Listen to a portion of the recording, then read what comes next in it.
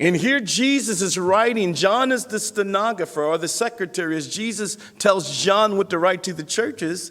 And look at this church. And he says, verse 8, and to the angel, the messenger, to the pastor, and if it was Polycarp, John would have known him too and took personal interest in this church as well. To the angel of the church in Smyrna, write, these things says the first and the last who was dead and came to life. I love that. Look, the first, the internality of God, of Jesus Christ. Jesus is the eternal God. And we need to be reminded of that. We need to be reminded because he is eternal and can deliver us and do anything for us in our circumstances because he is eternal. He is eternal, the eternal God. Elam, Jehovah Elam, eternal God. He's eternal. The first and the last who was dead. Notice it says who was dead, but he's not dead now. He's alive at the right hand of the Father, making intercessory prayer for all of us. He's alive. He's not dead. Who was dead and came to life. Look, Jesus predicted that he would be persecuted and he would be put to death. In the Synoptic Gospels, at least 3 times, he says, I'm going to be handed over to the chief priests and scribes, be persecuted, beaten, killed, and then raised again on the 3rd day. You remember what John the Apostle wrote? John said that a servant is not greater than his master. If they persecuted me, they will also persecute you. You know how you know you're really walking with the Lord. You get persecuted.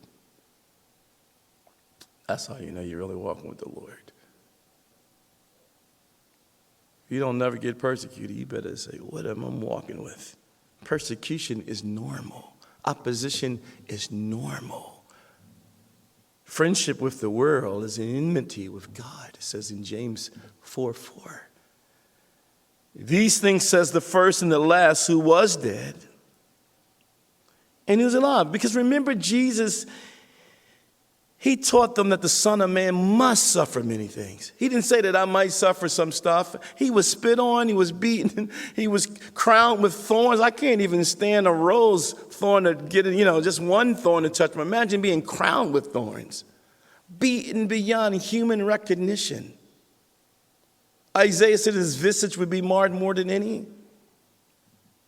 Could you imagine? And most Christians think that the Christian life is, oh man, when God gonna bless me with a new car, and you're gonna give me some real nice stuff, and God gonna really, in the world, the broader world, that's not the case. It's not a name it and claim it doctrine when you're running from tigers. You imagine some tigers chasing you or some leopards or something. You're not saying, oh, I can't wait to get a brand new, Cadillac. You're running for your life, or you're not knocking on somebody's door. Somebody's chasing you and asking them, are you Baptist or Methodist? You don't care what, you believe in Jesus, you let me in. You don't care what they are, as long as they know the God you serve. Yeah, and somebody chases you or some, wild dog or something. Do you go to Calvary? I don't care what church they go to. Open the door.